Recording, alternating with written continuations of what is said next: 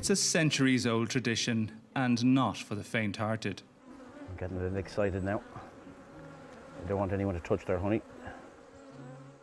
Regular hive inspections are necessary to see if it's healthy, that the queen is alive, allowing the colony to grow.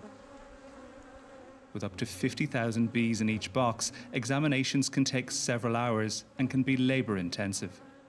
They're such a magnificent creature.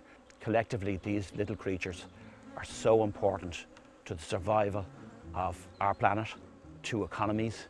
I just think that we should be protecting them. See, the honeybee is not a mere honey producer. 1/3 of all the world's food crop production, like almonds and avocados, depend on pollinators. Pollination from insects, mainly bees, contribute up to $181 billion worth to the agri-food industry annually.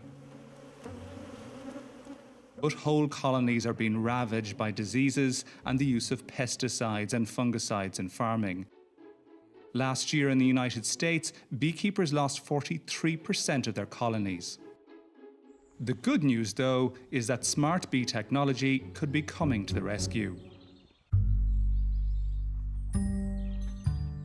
High up in the Wicklow Mountains, about an hour south of Dublin in Ireland, Simon Lynch has been part of a testing ground for new emerging smart bee technology over the last 2 years. And there is our queen.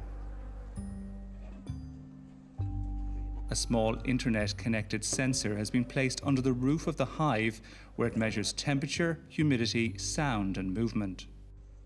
We've got beehives here in Ireland, in the UK, in South Africa, over in the USA. And what we've been doing for the last 2 years is collecting data from these beehives, building a giant beehive database.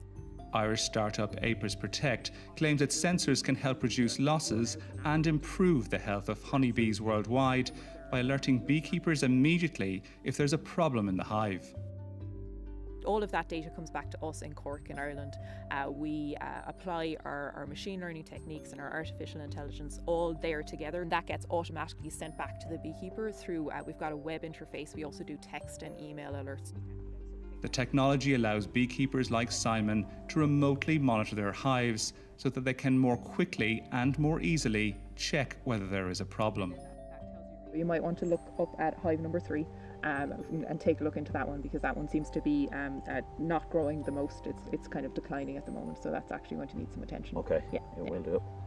It's hoped that this technology will allow commercial beekeepers to upscale their business, ensuring more pollination and more food for a growing global population. See, pollination is one of the most important biological processes on our planet. When bees go out to forage, they collect nectar and pollen to bring back to their colony.